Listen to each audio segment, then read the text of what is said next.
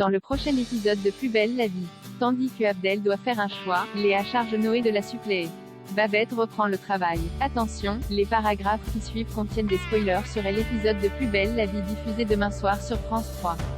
Barbara pose un ultimatum à Abdel. Abdel se confie à Elisa à propos de son père qu'il croyait être un homme d'affaires, alors qu'il est en prison au Beaumet pour trafic de drogue. Elisa est touchée, mais assure que son propre père n'est pas du même genre. De son côté, Tim insiste pour accompagner Barbara au marché.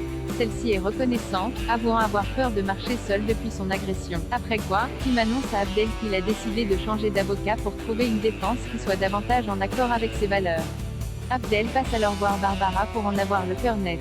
Elle lui confirme donc la décision de Tim. Elle ajoute que si Abdel ne récupère pas les données de la tablette de Vincent, elle ne sera plus amie avec lui. Abdel profite d'une fête organisée chez Vincent pour s'éclipser discrètement à l'intérieur et commencer à fouiller dans sa tablette. Mais il est pris en flagrant délit par Elisa. Noé prend des nouvelles de Betty. Sounali et Dimitri se réveillent ensemble après avoir passé la nuit sur la banquette arrière d'une voiture abandonnée. Le jeune garçon reçoit un autre message du corbeau, qui lui demande d'embrasser la personne la plus proche de lui et de le prouver par un selfie.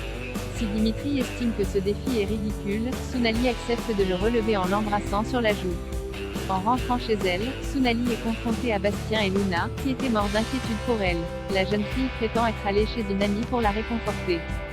Son père la soupçonne de mentir, mais Luna devine alors qu'elle est amoureuse. Pendant ce temps, Léa demande des nouvelles de Betty à Noé. En apprenant qu'elle ne va pas au lycée et qu'elle n'a pas donné sa réponse pour le bal de promo, Léa s'inquiète. Elle charge donc Noé de s'assurer que Betty va bien. L'adolescent se rend chez elle et découvre que Betty ne sort plus de sa chambre et noie son mal-être dans l'alcool. Il profite qu'elle aille faire une sieste pour tout ranger, nettoyer et faire les courses. Au réveil, Betty se montre reconnaissante. Noé lui promet de repasser. Noé rejoint ensuite Lola et Sounali au bar du Mistral pour continuer d'organiser le bal de promo. Mais ils apprennent une très mauvaise nouvelle, la salle louée par Rocha n'est plus disponible en raison d'une fuite dans les sanitaires. Babette retourne travailler de retour à Marseille-Est. Babette est ravie de retrouver ses collègues. En croisant Léa, Babette tente d'en savoir plus sur son déjeuner avec Émilie et Manon, espérant qu'elles s'entendent plus bien. Mais Léa avoue qu'elle ne pourra jamais considérer Manon comme un membre de la famille. Plus tard, Babette et Léa prennent en charge un patient souffrant d'une douleur thoracique, de toux et de fatigue. Il s'agit d'un cas de tuberculose active. Babette et Léa vont donc être soumises à une quarantaine. En apprenant la nouvelle, Patrick et Jean-Paul se rendent compte qu'ils vont devoir prendre le relais de leur compagne pour s'occuper des enfants.